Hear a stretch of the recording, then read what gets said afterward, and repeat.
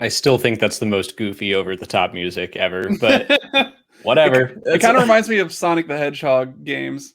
Every time we play it, we're like, oh yeah, we should figure out some different music. But I don't know. This is your fault, Molly. You wanted better, more upbeat music, and so that's what I went with. The music we used to have would put people to sleep. Well. What's up, everyone, and welcome back to Explain It To Me for The Falcon and the Winter Soldier, Episode 2. Molly and Ashton are with me, as always.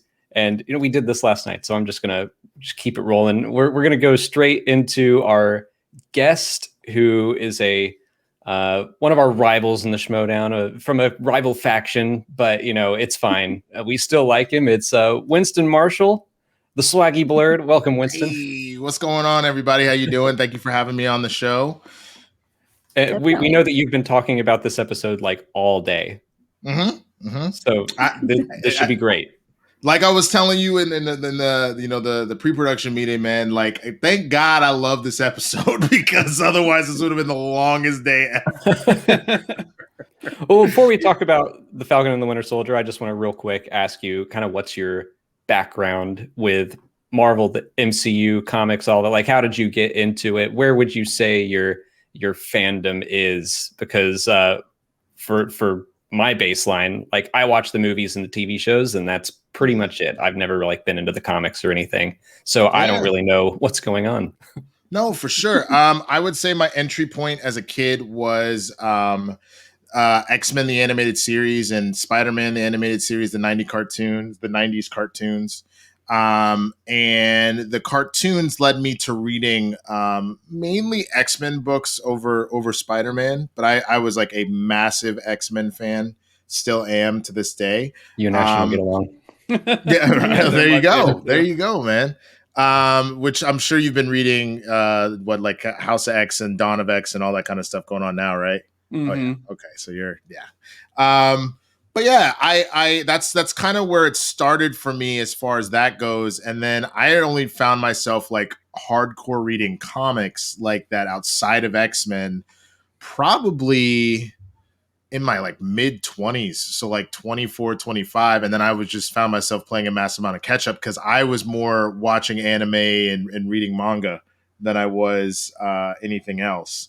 And so since then, like it's just been a nonstop, like every time a movie came out, I found myself like going to read as many different essential books and stuff that's like kind of tied to it. And you kind of get lost in stuff. And one of the nice things about doing the Inner Geekdom show on SEN Fridays at 9 a.m. Is that I do get like a very small little budget. So I get to like go and like get books like this one, like this. I highly recommend everybody the Falcon Winter Soldier run that's going on. Great little story here. It gives you more of the dynamic of Bucky and Sam and kind of how they work, the whole little buddy cop combo they have. And it's just kind of evolved from there, man. So like I find myself to be pretty deep in the knowledge now. Oh, the video games too. My God, there's Marvel Ultimate Alliance games and Marvel vs. Capcom games and all that stuff. So a lot of that also filled some gaps too. Great. You mentioned House of M, and then you brought that comic in. I think that's a question I meant to bring up last week, but is this series so far, is it based off of anything kind of the way WandaVision had ties to House of M? Mm-hmm. There are already some ties to this in the sense of the two of them working together, not really liking to work together. Bucky like having to fight his urges to kill people, and Sam being like, "We don't do that, dude. Like, chill." Zemo's in this book, so the fact that he's about to come into it. But you also are seeing some of the elements of Sam and his run as Captain America and the idea of like dealing with racism and people not accepting a black cap. Bucky and his idea that people don't trust him because he's a war criminal. So even though he's been pardoned, he's on a very short leash. So that kind of mentality. And then the story of like both Isaiah Bradley in Truth, Red, White, and Black, which I would highly recommend to everybody, which is amazing and what made me love this episode so much. And then the U.S. agent, the idea that he comes in trying to be Captain America at first, but you slowly start to see him just go a little too far. And he goes from being like the hero to being the villain, more or less. I noticed he pulled out that gun pretty quick. pretty quick, right? Yeah, Because like Steve has used guns in the movies, like he did in First Avenger, but you're at war, so I kind of get that. And then like during Avengers, when they're invading the helicarrier, he uses it a little bit, but he doesn't he isn't trying to use guns if you can avoid. Homie said, "Oh, you being choked out? Okay, clack clack." I was like, "Why? But why? Like you have the shield, bro." Yeah, and I think in the helicarrier fight, he was basically just shooting in that little hallway to keep the guy like from coming out. Like it was like suppressing fire, basically. He wasn't trying to kill anybody with it. Exactly. Yeah. Well, whenever he throws the shield, though, like in dead. Winter Soldier, Someone is dead. I mean, it's the same thing with like Batman. You know, it's like, oh, Batman doesn't kill people, but he does like snatch them up with a grappling hook and throw them off the side of a building, and like that would probably kill somebody. Like go real talk. Go rewatch the opening fight scene of Civil War where where the bomb goes off that sets off the whole Sokovia Accords. Every single person Cap hits is dead. Like, let's be real. He drop kicks a dude in the chest and he slams into a Jeep. That guy is dead. He gets thrown full speed by Wanda through a window and he uses the shield to ram into a dude. That dude is dead. Like, all those people are not alive anymore. Yeah, it's just one of those things where you're like, maybe they're not. They might be okay. You can just write it off mentally. There's no blood. There's no gore. Yeah. It's an off-screen death. As long as it's that, then we're all happy. Right. Exactly. I know we're only 2 episodes into this, but what has been your impression of the series so far? It sounds like you're enjoying it a lot. I'm really loving it. It is so different from WandaVision, which I appreciate that they don't all feel the same. So similar to what the movies did, where like, Ant-Man's a heist and Winter Soldier is like a espionage political thriller, and you're giving me different flavors, which is awesome. But what I love is that there's such a dual exploration here. There's this exploration of what it's like for like war vets to come back and how they aren't treated properly. And that's kind of what's dealing with Bucky. So him dealing with his PTSD and the sins he feels that should be held accountable for, and how he atones, and how that vet also feels very out of place back home. And then you also have now what it is to be a black man, not only in America, but a black man as police, military, or a superhero, and how they treat you in that way. And then how you have the in between, you have the John Walker that we're seeing here, that because he is Captain America or the 5-star general or whatever, is like put on this crazy pedestal, can do whatever he wants, like whatever kind of. So it's this really interesting dynamic that they're exploring of both race and dealing with vets post-war that I think is just absolutely amazing. Yeah. What were your thoughts about Sam giving up the shield in the first episode? I mean, it's kind of like we knew that was going to happen from the trailers. We knew that I didn't know he was called U.S. Agent, but I knew that there was going to be like this other Captain America kind of person. So I'm jumping the gun, and that's my fault.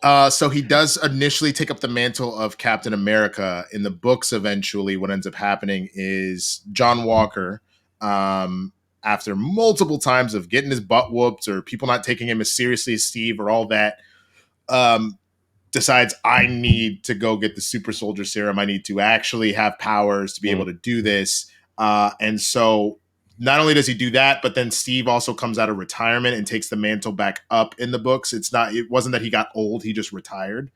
And so he ends up since he takes the mantle of Captain America back, John Walker takes on the mantle of US Agent. But he's pretty shady. Like, he is willing to set up crimes in order to look like the good guy, so he can come in and like solve the problem. And I think what you're starting to see in little moments in this episode as we get to know him, he's a little arrogant. He's very entitled. And then he has little moments where like, you're like, oh, maybe he's actually is a good guy. Like, I just want to do the job, or it's going to take guts. But then it's like, do eagles fly over? And like, it's a joke. And then he's like, well, actually they do, because I'm awesome. It's like moments like that are like, you should be my wingman, or like, stay out of my way. Like, you're starting to see the little tinges of arrogance that are in him that will eventually come out.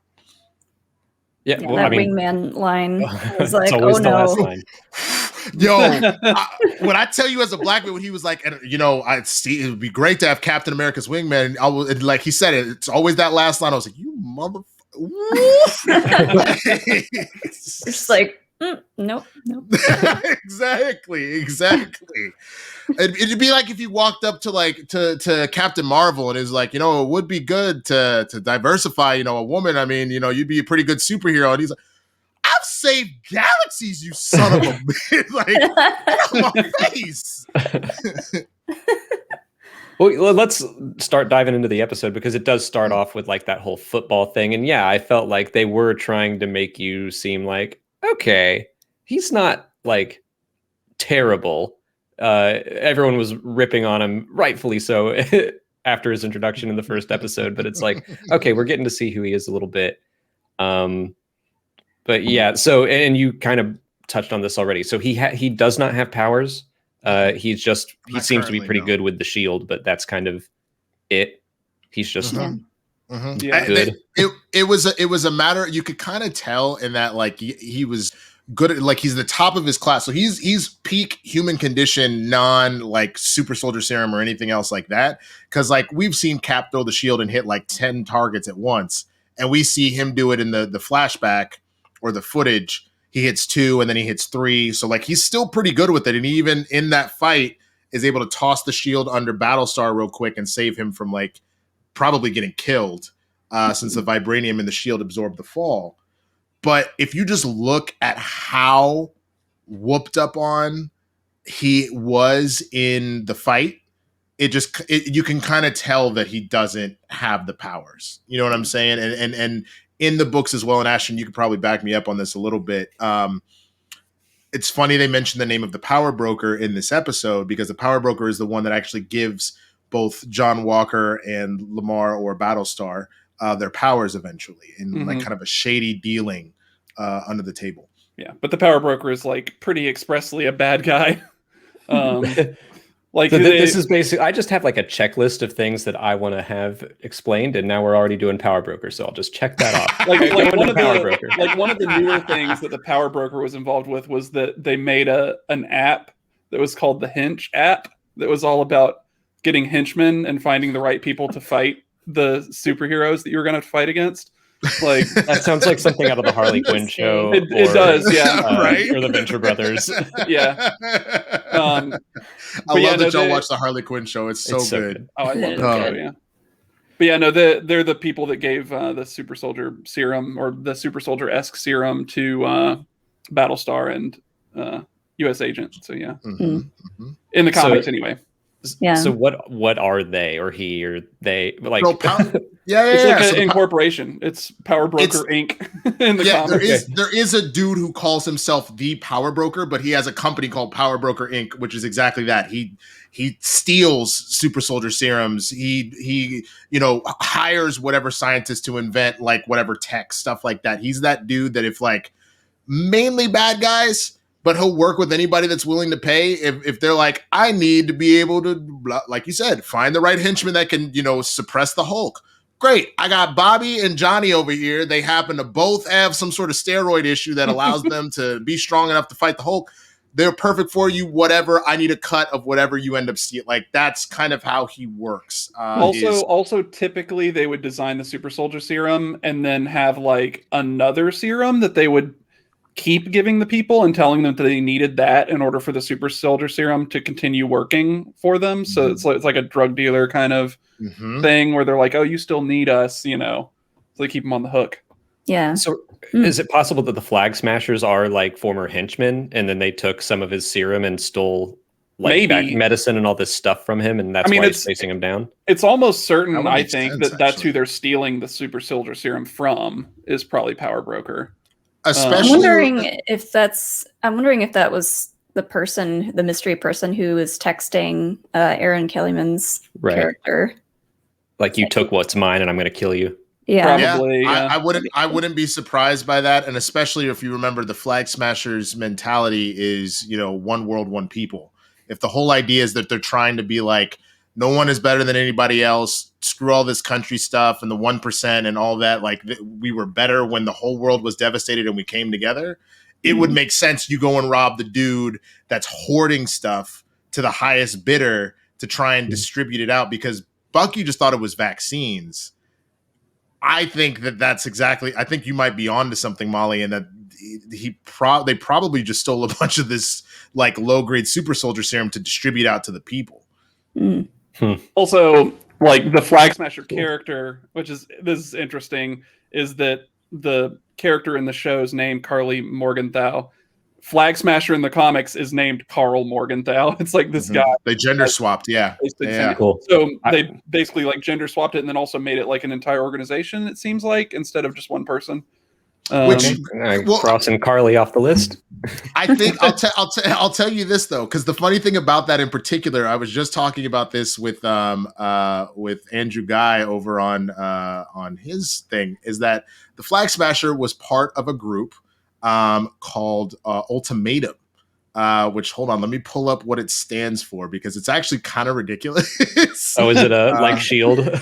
Yes, but it is way worse. Hold on, let's see if I can find it. There is Carl, and then there's Ultimatum. So Ultimatum stands for Underground Liberated Totally Integrated Mobile Army to Unite Mankind. So I think they were kind of like, yo, that's whack as hell. So we're just going to name the group the Flag Smashers, and Carly can be the leader of it, and we'll call it a day. That is a mouthful. It definitely seemed like they were trying to make the Flag Smashers more sympathetic. Like they were treated as just kind of like antagonists in the first episode, but now we're seeing them a little bit more. So what is... I know the one world, one people. What exactly is their goal right now? They're being called Robin Hood. Yeah, they're basically like anti-nationalist extremists. So they think that like countries shouldn't exist and that it should just be like the people ruling themselves across the... They're kind of anarchists, I guess, sort of. Exactly, and that was what Flag Smash. Hence, even the name of the character is exactly that. Believing in flags, believing in countries, it's stupid. Like, it should just be one world, that kind of stuff. But again, similar to how Killmonger, even if what he was saying about like, you know, black people around the world not being persecuted and all that kind of stuff, the means at which he decides to go about doing that is not okay. And it's kind of the same thing with Flag Smasher or with this group. They're willing to go to extremes in order to get what they want. And that invalidates what they're doing. But interestingly enough, the Flag Smasher in the books as well does ultimately side with Captain America at one point and like does kind of help. And then inversely, Johnny Walker, who is captain now and ultimately becomes U.S. agent, a lot of times finds himself going from good to becoming evil, like going a step too far. So I think we're going to see that full flip-flop, where Johnny is going to go too far and Carly is probably going to be like, maybe I need to kind of change my course a little bit.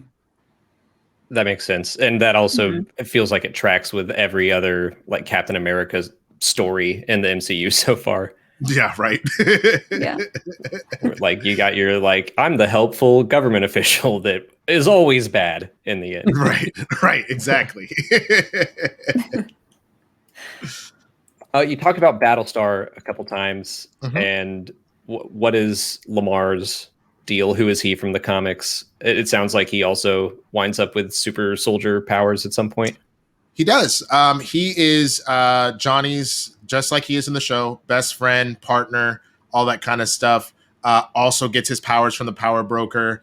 Ironically, he ends up kind of being the grounding force to U.S. agent.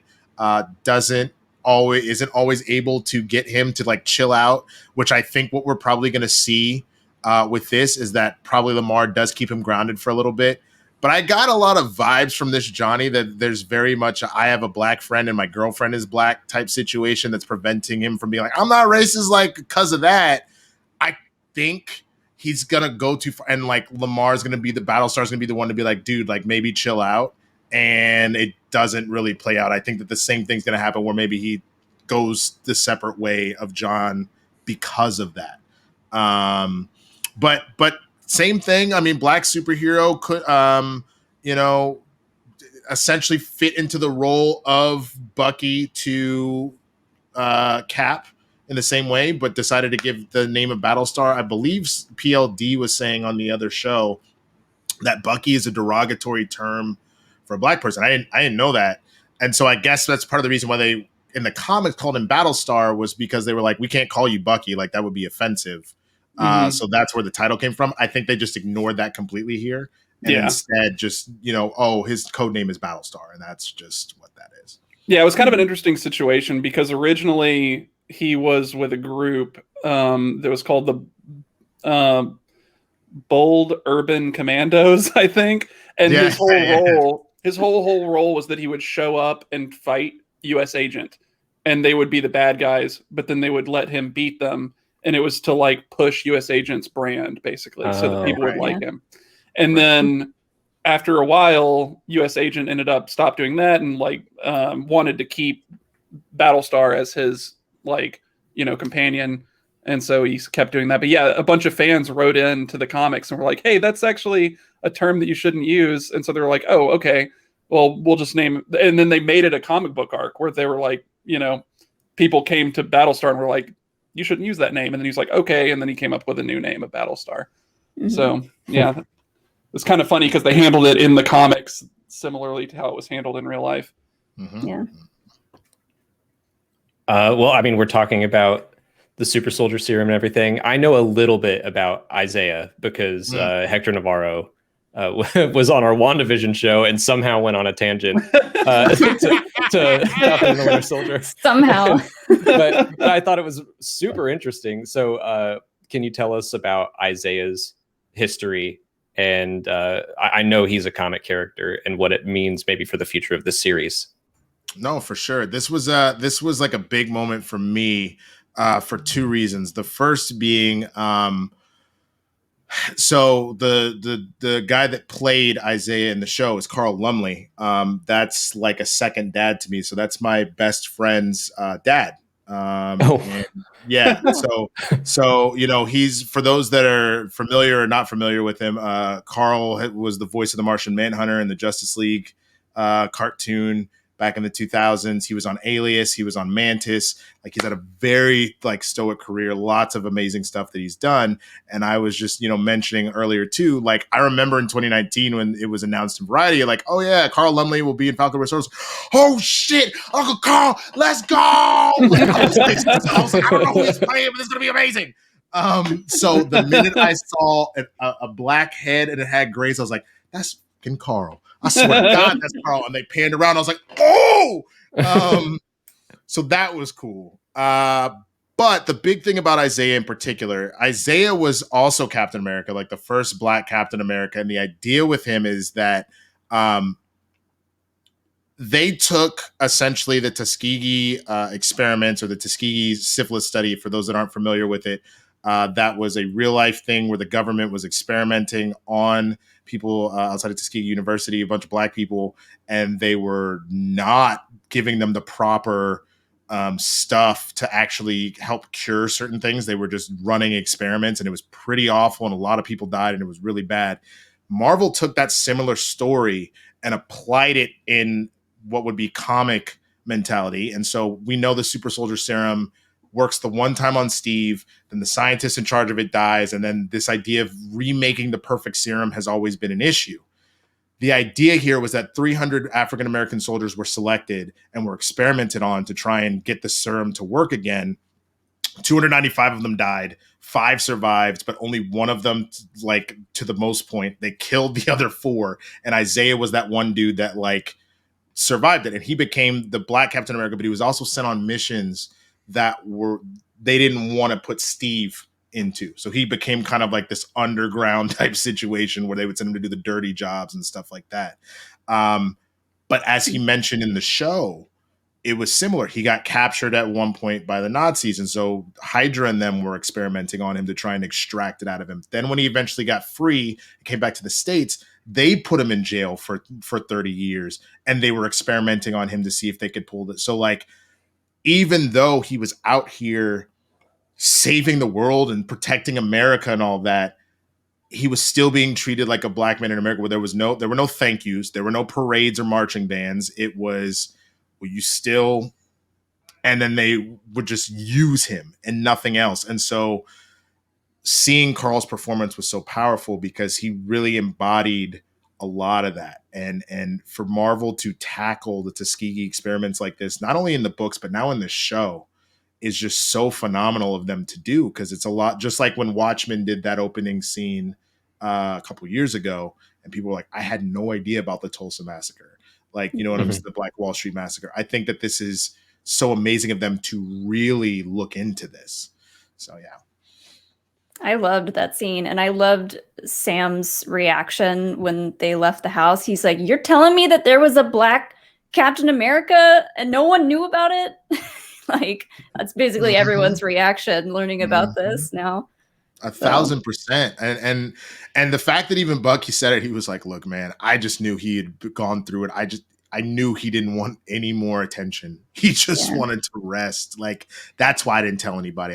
He had been through enough, and I respect that, man. And now it sounds like Bucky met him and this is when Steve would have been on ice, right? So it's not like they didn't have Captain America to send out. I assume he was kind of their main super soldier while Steve was on ice. And so he met up with the Winter Soldier. Yes. And so they fought, and that's why it was funny where he was like, I ripped that arm off and I wanted to see if it grew back. I guess it did. Like, I was like, yo, that's pretty badass. So I guess Bucky just knew of have they been in contact at any point since then? Probably not, I guess, if he didn't know about the arm, but I don't think so. I think the fact that he had said, you know, it was the guy in the bar in Gonyang. I don't want to mispronounce the city, but like the fact that was the thing that made Isaiah go, oh, okay, I know who this is. Yeah, I don't think they've been in contact since then. Yeah, he said, like, I just wanted to see for myself if this was really you. Yep, and are we to believe that the younger gentleman is what was his name? Elijah?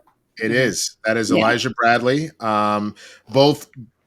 I can't remember if the name is actually said, but if you even just go look at the credits, if you look at IMDb or whatever, 1,000% that is who the young man that answered the door is credited as, is Elijah Bradley. Elijah Bradley is the grandson of Isaiah, and that's actually where he permanently gets his powers from. For a while, he gets it from like this growth hormone, this mutant growth hormone.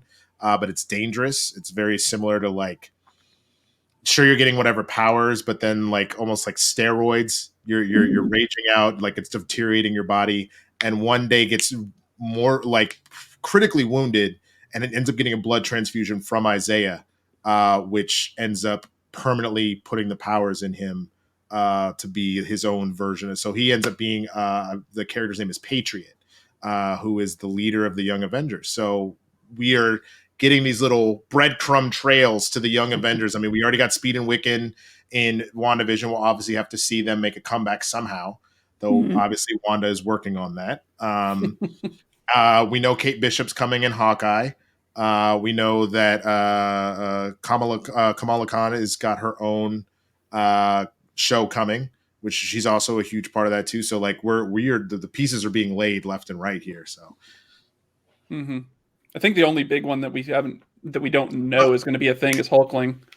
And exactly. And my apologies, not Kate Bishop, though Kate Bishop will be in it. Cassie Lang. Cassie Lang is who we're looking for. That's my fault. Oh yeah. So what do you think is going on in Sam's mind right now? Like, he obviously thought that giving away the shield was the right thing to do. Do you think he wants it back right now? And I liked their little talk about how we can't just go like beat them up and take it, but are they going to? Like, I think at a certain point they're going to be like, we need to take. I think especially once Johnny starts getting a little out of control, I think that they're going to be like, all right, you definitely need to have this taken away from you. And I noticed someone said that Kamala's not in the Young Avengers. I know that.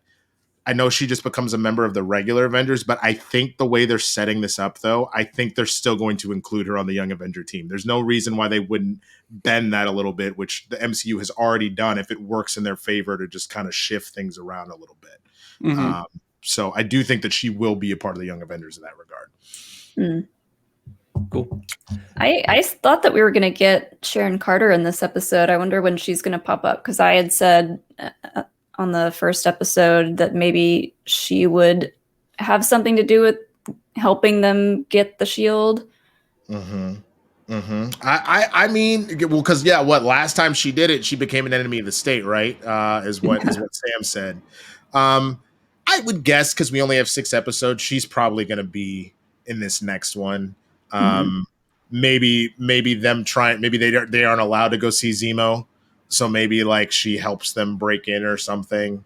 But I do think that she'll be involved pretty quickly. If not this next episode, she definitely will be by the 4th. Like you don't wait till episode 6 to bring in like a major character like that. So yeah, it feels like maybe she'd be with Zemo or something. Since we're going to him, I know Zemo from the films, but what do you think we're going to see from him in the series? What was his role in the comics? It's interesting, and it's kind of hard to say, just because Zemo really was that like person in Hydra that legitimately is like trying to take over the world and rule it with an iron fist and be Hydra supreme and all that kind of stuff. But they changed his character a little bit, where he was more motivated by the revenge of his family being killed in Sokovia, so it'll be hard to tell right away what he ultimately ends up doing, if he all of a sudden now wants to be that guy. But I think it's going to be one of those things that maybe they go to Zemo trying to figure it out. Maybe they broker some sort of deal, because he's always trying to broker something. He's always like, if I can pull one over on you to get what I want, he'll do it. I wouldn't be surprised if that's maybe the angle that he takes, is that he'll help him out if they'll break him out of jail or something. You know what I mean? And then he can like go free, would be like a guess of mine. And I feel like Bucky would do it. And then like Sam's like, no, come on, man. Like we can't just let out a supervillain out of jail. And he's like, but we got to do what we got to do. Like, I feel like that's kind of maybe where that's going to go. If he's always brokering things, could he be the power broker working from inside the That's a good question. That's a good question. I mean, when you consider the fact that like he went and murdered all of those super soldiers in Siberia. So there's that. But it's a possibility. My only thing that's interesting, and you don't want to change his character too much, he hates superheroes based off of what happened with his family. So I can't necessarily see him dealing in superpowers if he hates them that much, I think maybe it might end up being something like another part of Hydra is involved with the power broker, and he ends up kind of helping them against them, and it's like an internal struggle within Hydra. But I feel like Hydra's going to be the new Palpatine for me, where I'm like, really? Again? I mean, look, man. That's kind of their thing. Yeah.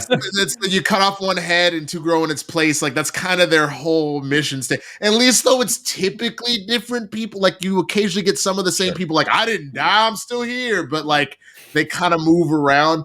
Palpatine's ass, like, I mean, shit, bro. Like, it's not just like the Hydra speaks at the beginning of the comic.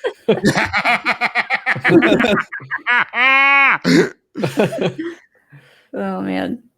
What about in our last week's show, we were talking about how I was happy to see that Red Wing was getting some more like actual character, and then he got ripped in half in this episode. Bro, Bucky being like, God, I've always wanted to do that. Like that actually had me like chuckle out loud, and I was like, oh, dude, that's messed up. Like, what did Red Wing ever do to you? Because people that have read the comics are like, that was kind of supposed to be like a real bird.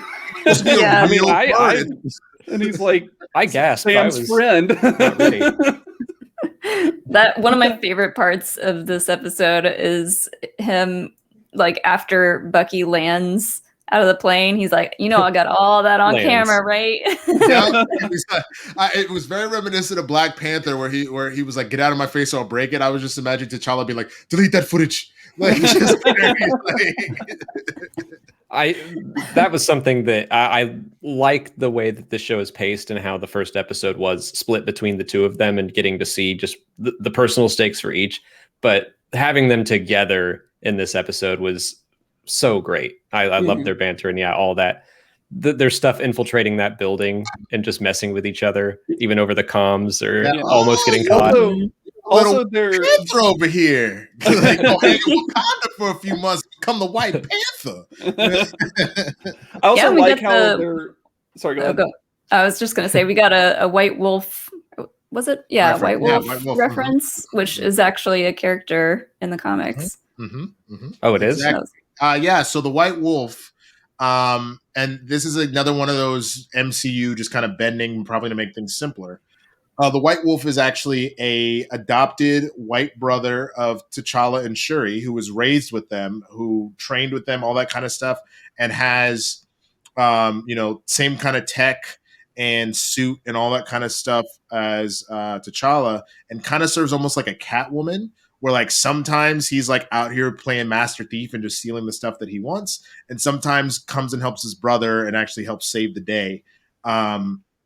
So I think what they did is they just kind of eliminated that character a little bit, and instead just jokingly, like the MCU made a nod to it and called Bucky the White Wolf, and it still fits.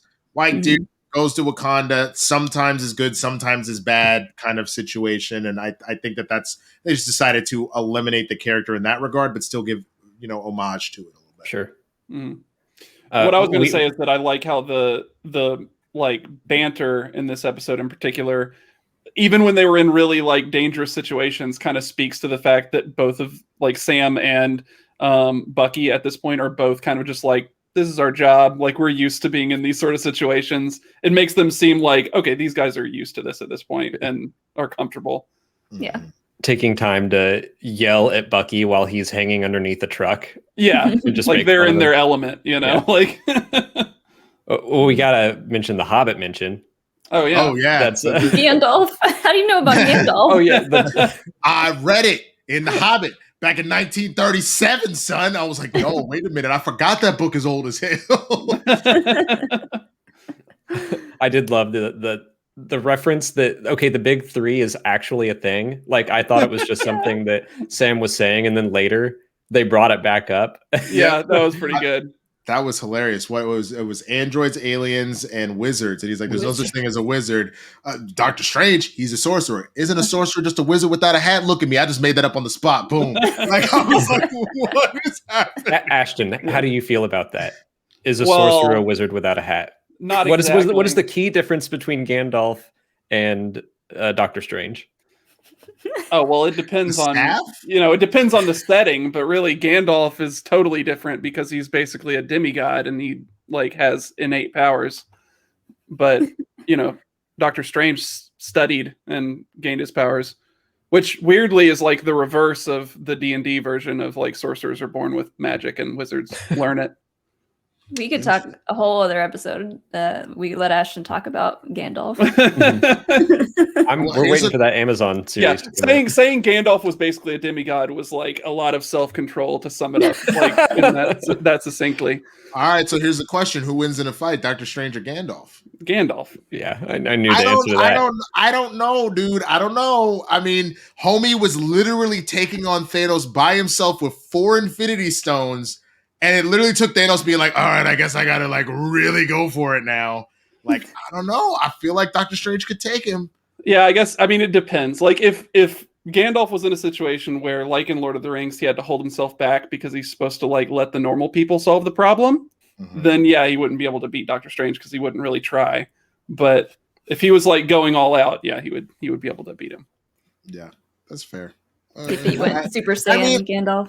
Super Saiyan Gandalf, maybe, like I can see Ultra Instinct Gandalf, but like I don't know, like Doctor Strange, like especially if he's out here rolling with the Time Stone and whatnot, I don't know. Like that's like he beat Dormammu, bruh. I mean, now mind you, he beat Dormammu by getting killed like 1,000,000 times, but like I don't know. Yeah. Maybe we'll make that decision after we see Doctor Strange 2. True. Ooh, there's the question: Wanda or Gandalf? How does Gandalf feel about chaos magic? That's a great question. I mean, it depends. Like Wanda might be able to do it because she can warp reality. Like she Yeah. could just make it so Gandalf doesn't exist, but she would have to really be like Wanda at the right time. I mean, Wanda could do the same thing she did to beat Agnes because she learns quick. She's like, "Oh, what? You're surrounded by my runes and you can't use magic? That's crazy!" And now you're dead. Oh man. I'm gonna stop myself from asking a question to keep going down this rabbit hole. Yeah. It's probably for the best. Back on we were talking about that truck chase scene, and we're bouncing all over this episode, but when the US agent or Captain America or whoever you want to call Walker, when he shows up, I seriously like just had this groan, like, ugh, I can't believe they're here. Yeah. How did you guys react to that? Same with Sam. Every time he saw one of those posters, he was like, "Oh my god!" Yeah. Well, that was a weird scene too, because like for a minute I was like, "Oh, are they going to make like U.S. Agent actually be like on the team for a while before he ends up, inevitably being sort of a bad guy?" But then it very quickly went downhill. Mm-hmm. Well, because the other thing that's really interesting about this is that obviously you look at First Avenger and Steve did play the propaganda role for a while before he really became a hero. And that first hero for him is when he broke, Bucky and everybody from that battalion out of Hydra jail. Steve really never relished in said propaganda. And once he became the hero, he put all that to the side and was like, I'm sure you're going to use me as a symbol here and there, but he's more about actually doing the job than he is at that point of like trying to be famous. Whereas John seems to like kind of relish it. He comes to relish in the catchphrases. Like you see him when he releases Bucky, like, I released him because, I got pull. I'm Captain America. You want to take a photo with me? All right, come on. Let's like, there's this level of just cheese and just entitlement and self-righteousness that seems to be about John, which mirrors who he is in the books, that like is just kind of there. So I agree with you. Even when he shows up on the scene, he's like, it looks like you two could use some help. I'm like, yo, shut up. Just like either fight or don't fight. And like, why are you pulling guns so fast, bro? Like no one else is firing no guns. And your first thought is like, pop, pop, like what the hell? So, well, except Red Wing, I guess.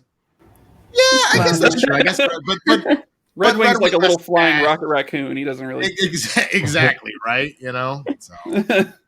I thought when I watched this and that scene on like the football field at his high school, that reminded me so much of in Captain America when they had like that big USO show, and then I think they show him like kissing a baby or something like that. It was very similar, but the man behind that mask has some issues, I think. Well, the last scene, I have a couple questions about that because it's like close to the last scene where he was waiting for them outside of the police station. Mm-hmm. And he definitely starts to show a little darkness there and says just like, all right, well, stay out of my way. Right. So it definitely seems to be leading to them bumping heads. But they also talked about how they work for the government and Sam and Bucky do not. So how does that work exactly? Like who hires them? Well, I guess they're just contractors, so they're independent contractors. I mean, that was kind of what Sam alluded to at the bank in the first episode. He's like, I got government contracts, I've got money. So he does not work for them directly. It's interesting because what I'm curious about that hasn't really been addressed, the Sokovia Accords were brought up during WandaVision, but not fully kind of discussed where they are now. And I'm also curious at this point, yes, Bucky has been pardoned. Yes, Sam is being kind of hired for government contracts, but I'm surprised that when he was like, we're free agents, I'm surprised it didn't come up being like, well, the Sokovia Accords are still in effect. Like, are they not anymore? Or like, kind of how does this work? Like, that was the only thing that was a little confusing to me, which I hope they address, because obviously it was a big effing deal in Civil War. But I think that's essentially what it is that, as he even said when they were like, you hacked Red Wing, and he goes, no, like your equipment is technically government issue. We're the government. We can do whatever we want. Like he very much answers directly to the United States and kind of does his stuff. However. Well, the government is now profiting off of this new Captain America. You saw everyone with the shirts and like all the merchandise. Like they're probably like, oh, we're making money off this now. Might change our tune a little bit. Mm-hmm. Exactly. Well, and like we talked about last week, you know, this is like them being like, oh, now we can actually control Captain America because he's Captain American government, really, not Captain American people, you know. I think we touched on that last week, I think, a little bit, where that Steve never worked for the government, but U.S. agent does. Yeah. Like he wasn't really controlled by them because he always saw himself as like Captain America representing like the American ideal and the American people, but specifically not the American government. Well, it was in Winter Soldier. It was that moment of breaking away from the government. You know what I'm saying? It was that moment of like, because SHIELD technically was the government and seeing how corrupt it was. That was that moment of like, yeah, I don't do this anymore, like at all. Which is very similar to what happens in Civil War, the actual comic, where it's like he's been working for SHIELD, he's been working for the government, even though he's part of the Avengers. And the minute the Superhero Registration Act comes out, he's like, nah, you're going from like free country, all that kind of stuff, to like a very, you know, effed up like law that is more fascist than anything. I won't stand for that. Like I stand for the American ideals, which I think is like a very interesting and like important thing that Steve always stood for. It's that it's about American ideals. He's like, I am genuinely about preserving America in that regard than I am about preserving like some set system of government or some set administration or anything else like that. You know, he's really about what is the actual right and just thing to do. Let's see. I wanted to talk about the therapy scene. Oh, because yes. those have been great. The soul 2 gaze. episodes in a row. The soul gaze, bro. You want to get close? Let's get close. Yeah. Also, the idea We're of locked doing in now. Also, the idea of doing like a therapy session in an interrogation room like that is just Oh my god! Oh my god! Yeah. Which I'm curious what y'all thought about that line where Bucky asks when he's walking out. He goes, "Doc, what was rule number 2? Do no harm." And he goes, "Goodbye," and he walks out. I wonder if that was a little dig at him, saying that the doctor actually did him more harm than good in that little session at the end. Like to me, that was kind of how I interpreted that. But I don't know if you guys and Gal feel differently about that. Yeah, I hadn't considered it that way. My thought was that he's like, I'm gonna go hurt some people. Oh, fair. Sorry. But no, I like that too. I mean, that the stuff that Bucky said in that session probably was like, that was probably like his best therapy session, because he comes out with like the main problem that he's dealing with, which is if Captain America didn't believe in Sam, or if he was was wrong, believed in or if Sam, he was wrong. Yeah, wrong about Sam, he could be wrong about him, and he's just I like love that line. really struggling with that idea. Because that was I agree with you, because that was the only thing that brought him out of the darkness at all, was just because Steve would not give up on him.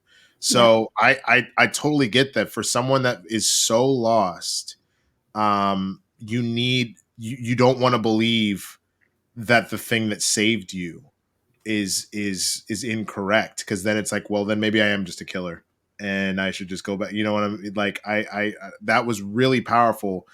And it actually made me dislike Sam. I get what was going on because he's dealing with his own stuff, but it made me dislike Sam a little bit because he completely dismissed it. He's like, yeah, it's cool and all, but like you and Steve don't get it. So like, let's just do the job and we're done. And I was like,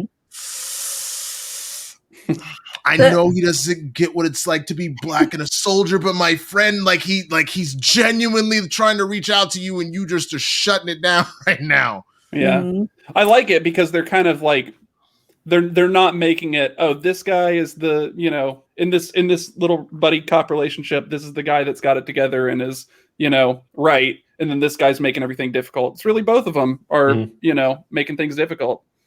Yeah.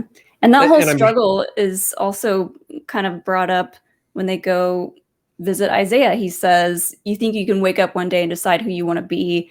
And he was saying that to Bucky, but the reaction shot was Sam, and he's Mhm. like, that's hitting me in a kind of way. Like that spoke to him. That was the look that I got in the cold open of the first episode when Sam was staring at the shield for a long time while hearing Steve's words in his mind. Mhm. Was exactly that. It's like, I don't get to just wake up and be Captain America. Like, that's not how this works at all. And even you saw Rhodey try and convince him and be like, hey man, like we need a new hero like that. We need a symbol. And he's like, yeah, but different age.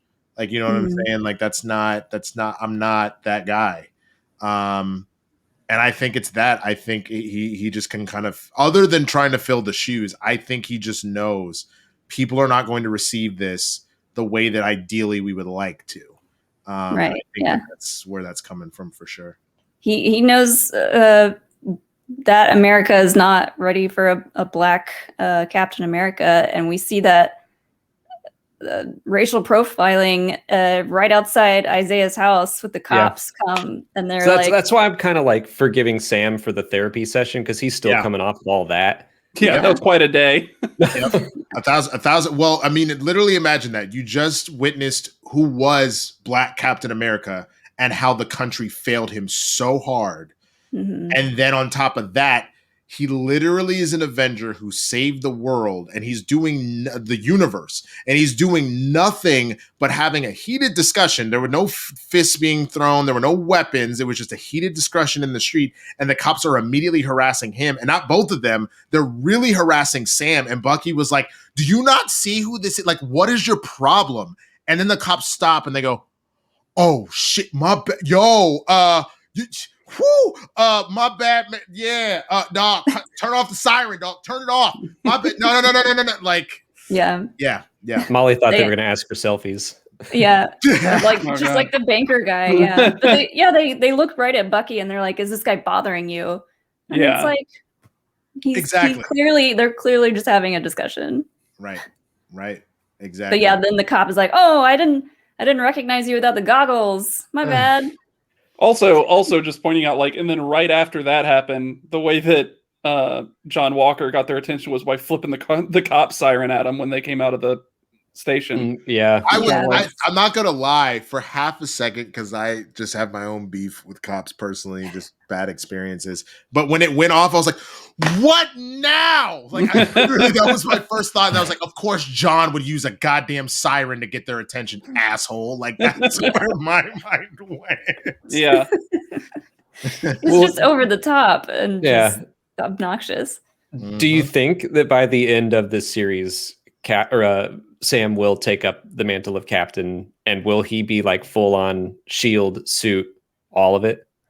I think so. I think that that's what we're getting to. Is I do think that we will eventually get to a place where Sam recognizes it's something that he has to do, that he is the right one for the job.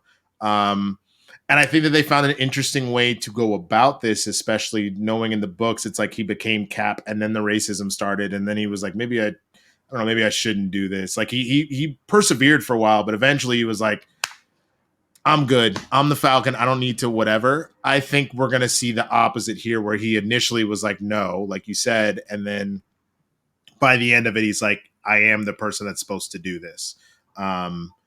Because it isn't about the super soldier serum, about the color of your skin. It genuinely is just about what's at your character and what's at your heart. And John doesn't have it, but Sam does. And I think that that's the conclusion we'll come to by the time the end of the series. Do you think we'll get more from Eli or Patriot? I think you kind of have to. I don't think that that's enough of a setup. Like, you're going to need to include him in some form or fashion, just because obviously he's going to be important later, you know? So we need to see him, even if it's just a little bit. Mm-hmm. You know? I definitely want to see Isaiah as well. Is the MCU going with Isaiah being post Steve Cap or pre Steve Cap? Because he said they sent him into Korea. They used Steve's blood to make Isaiah. I would guess that it's post Steve Cap, because if you think about it, remember these experiments or that situation where they're trying to recreate the super soldier serum, And I think that's exactly what they did. They ran those experiments because Steve was gone, and they needed to kind of figure it out. And again, Isaiah went and did the whole thing. Yeah, exactly. Gotcha. Yeah. Do you have any guesses for what it might be that pushes Sam into the like, okay, we got to take the shield from John? What do you maybe expect John to do that goes too far? I think what it is I think that the power broker is known to be trash and be like evil. And I think it's John is going to go over the deep end with Battlestar and go get their serum just so they can have their superpowers. And he's going to start doing some kind of messed up stuff. And I think essentially you're going to get that. You're going to get this idea of like, you have gone too far. You're Bucky, you're right. We got to take the shield from him. We have to expose him for what he is. This isn't okay. And I think that that's going to be the beginning of it. Do you think it's possible that maybe John Walker or U.S. Agent and Battlestar are already actually involved with the power broker? Because like he hit that car and put a giant dent in the front of it and just got up. That's a possibility. I don't feel like they have powers yet based off of how they handled themselves in combat. Yeah. They were not holding a candle to any of those super soldiers. Like Bucky was doing all right because he has some super soldier serum in that arm. Falcon has trained with Cap and Bucky for a long time, so he held his own for a while. And he's more crafty in how he does it. But like they've already kind of alluded that he doesn't have them right now. He just has the accolades as a soldier. But I think that that's the point. I think just like in Incredible Hulk, where Blonsky is like, I need more. That's not enough. Like I can't take this thing on without. I think the same thing's going to happen with John here. Yeah, but I mean, what if he was only showing up to actually keep Sam and Bucky from actually stopping him because he wanted to let the power broker guys get him instead of the government? It's a possibility. Like maybe it's some kind of cover-up thing and he was actually hiding, like holding back. Well, I really like the idea, like Winston, you mentioned that he would set up crimes to stop to make himself look good. Yeah, I do like that. And he seems to be so worried that like, I've got to live up to what Steve was and I got to prove my worth. So yeah, that definitely seems to track where he's like, I'm doing all this stuff and no one respects me. And so now I'm going to get the super serum because if I have superpowers, then they'll respect me. And I like that idea as a story. I could see, well, Alex, you brought up the idea of like that car that was behind the other car chase. It was like, why would you drive behind that? You'd probably pull over or something. Or like the guy that was driving beside the truck and then Sam flies over and they honk at him. It's like, really? What are you doing? Just stop. But I got somewhere I need to be. I said that whoever was driving that car might have been like trying to get it on video to like put it out on the internet or something. So I could see that would be my guess. On TikTok. Yeah. No, I'm getting Bucky out here in this motherfucker. Like I can totally see that. I also, as I was watching it, I was liking to imagine like the driver of the second truck when Bucky was just climbing it, and he's like climbing in the truck, and you imagine that person sitting in there like, oh, Carly's in there. Let's see what happens. Right? Like, yeah. I was gonna be good about that. I was like, he doesn't try and ram the truck. He doesn't radio anybody to be like, yo, shoot this mother. He just like is just driving along, just like, oh well, there's Winter Soldier. I guess let him go ahead and just get in the truck now. Yeah, Carly's about to kick his ass. Really loved Carly's intro because knowing that she was a superpowered person, knowing Erin Kellyman, Enfys Nest, like the second she stepped out, I was just like, uh-oh. Like, Bucky's about to get his ass whooped. Bro, can you imagine if Enfys Nest like then turns around and somehow, even though Feige and Kathleen have both been like, we're never crossing over, but somehow she gets super soldier serum and now she's out here whooping everybody's ass, all the syndicates and shit, being like, we gonna do what we gonna do. They're very similar characters. A long time ago. Yeah, that's true. It's possible that Carly is a descendant of Enfys Nest. There you go. Long time ago, right? Exactly. That makes sense. Well, I was gonna say, I think it would be cool and it would make sense that like something like that leaks or gets out, and like the world sees John like getting his butt whooped, and that pushes him over the edge a little bit to be like, okay, I have to up my game. I got to get some of that juice. I would love that if that little goofy thing where I was like, why is someone following that? If that actually turned out to be a plot point, that's great. I mean, I wouldn't put it past them, man. I mean, because it's funny. They never covered what's it called? They never covered in the original Civil War, you had a group of superheroes that were on a reality TV show.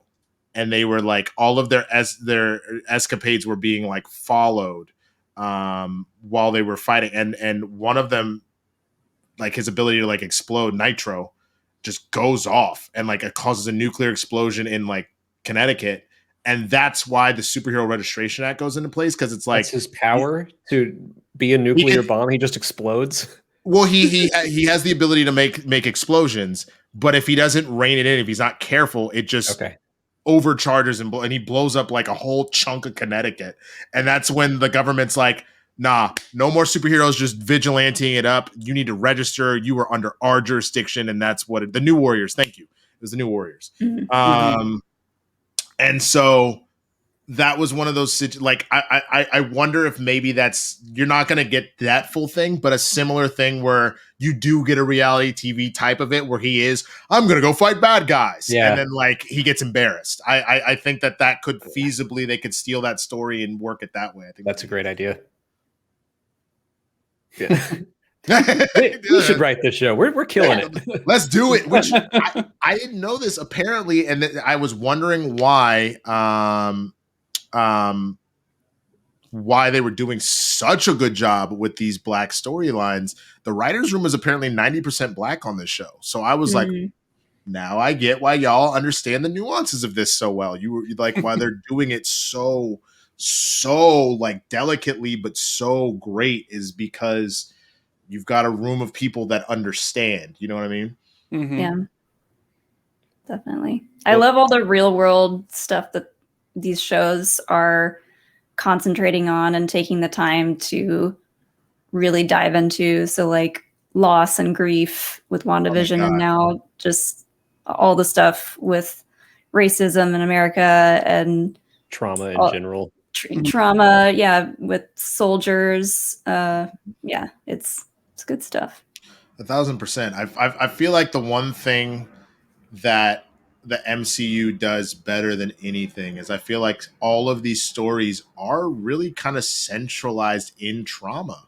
If you think about it, I mean, even from the very beginning with Tony getting, kidnapped and his own, bomb blowing up in his face and all that's trauma. Thor, the trauma of like not only being deemed unworthy, but just like, losing everything that you've ever had. I mean, Cap, the trauma of being a man out of time. And like, he wakes up how many decades in the future and stuff like that. Wanda, the loss of everything that she's gone through, Black Widow and her coming to terms with everything that she's done. Banner, like everybody's got their trauma, and it's the exploration of what that looks like and how you cope with it. I think it's been really well done what they've been doing. Even the villains, though, like the best villains, like Killmonger, has his trauma and how he goes about dealing with it, where you're like, I see where you're coming from, but like, yeah, exactly. Killmonger, Thanos being like, my world completely self-destructed because we overpopulated, we over exhausted our resources. So never again.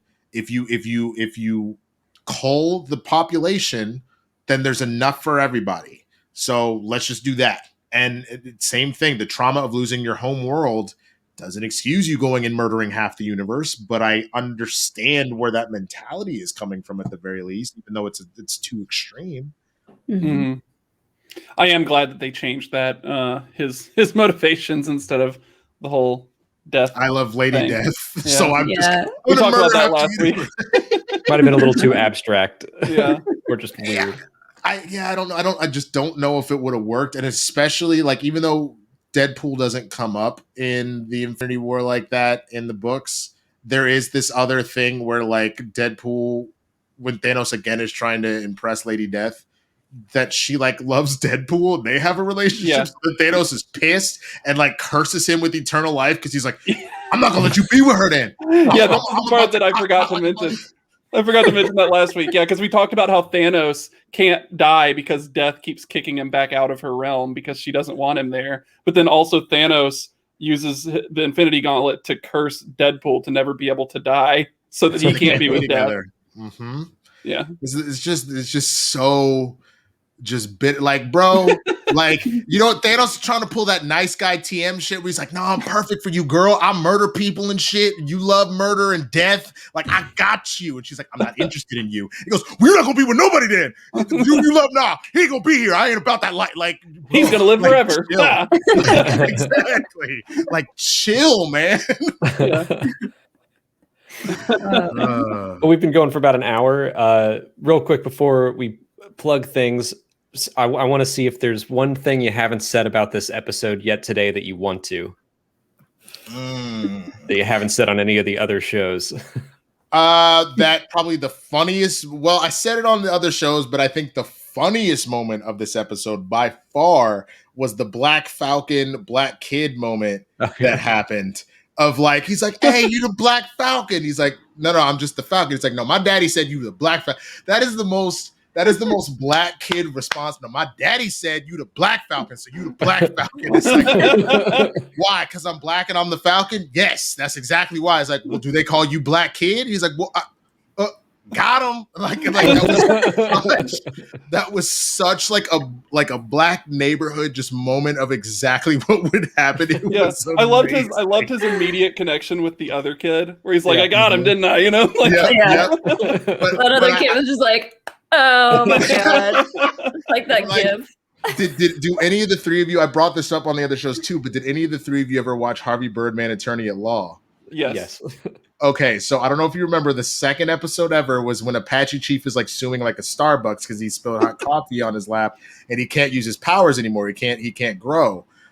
So they call in Black Lightning as a witness. And they were like, so Black Lightning is like, it used to be Supervolt. But then one day Aquaman said to me, hey, why don't you be Black Lightning? And I was like, oh yeah, well, why don't you be White Fish? And I was just like, this whole Black Falcon, Black Kid thing took me immediately back to that. I was like, oh my God. Well, Winston, thanks so much for coming and chatting this episode with us. I know you're about to go chat about more stuff. So where can people find you online? Where do you talk about things on the regular? And what are you about to do if people want to keep watching you today? Of course. You can find me at the Swaggy Blurred. It's right there below me. That's my name. That's on Twitter, Instagram, all the socials, all that good stuff. I like to keep it simple. I am Tuesday and Thursdays, 2 p.m. Pacific. I do Blurs in the Hood with my co-host Jay Washington. I believe he was on last week with you guys for episode 1, right? So we do that every Tuesday and Thursday. I run the Inner Geekdom show Fridays at 9 a.m. So we do a full spoiler review. We go from start to finish on the episode. I know one of the things that you guys do, which is a lot of fun, is that you're kind of breaking it down in pieces instead of going start to finish. So if you just kind of want to break down the episode that way, we do it that with various guests, which is dope. I'm on SCN Live. I'm in the Schmodown. Blurds, we do a show called Blurds After Dark the last Sunday of every month. So this Sunday, we are doing that. The After Dark show, it's not for kids. It's definitely like a sex talk show that Jay and I do here on our Twitch channel. So twitch.tv/Blurds in the Hood. But today, after the Schmodown pay-per-view that goes down, I'm going to be doing a live watch-along with Mike Kalinowski on twitch.tv/the Schmodown. We're going to be watching Invincible that just released on Amazon. We're going to watch all 3 episodes and talk about it and all that stuff. So that's starting roughly around 7:30. Depends on when the match, as soon as the match is over, within like 5 or 10 minutes of the pay-per-view ending. So come hang out with us, talk it up, have a drink, and let's just keep geeking out, yo. Nice. Awesome. Ashton? I'm on Twitch at Yeti Boatman, and I stream on Tuesdays playing games of some variety, sometimes on other days too, but mostly just on Tuesdays. Oh, and I saw real quick a donation. Thanks from Thurl Unfiction says 2 words for Winston. Hail Chandru. Okay. Okay. I mean, he's on the faction. Got some words for him later, but it's neither here nor there. Molly, how about you? I'm at Molly Damon on Twitter and Twitch, and over at Star Wars Explained, talking Star Wars. And if you follow the Schmodown, you can catch me on A Certain Point of View. We do play-alongs and reactions to the matches, and yeah. Oh, and once a month, me and Jill do Happy Hour with Jill and Molly, and it's really fun. We went for 5 hours. The last one we recorded, so yeah. And if you follow us here, you probably already follow us on Star Wars Explained, but that's where we talk about Star Wars all the time, something we actually know about. Yeah, that's going to be it for today. We'll be back next Friday to talk about the next episode. But until then, thanks so much for hanging out with us, and we'll see you later.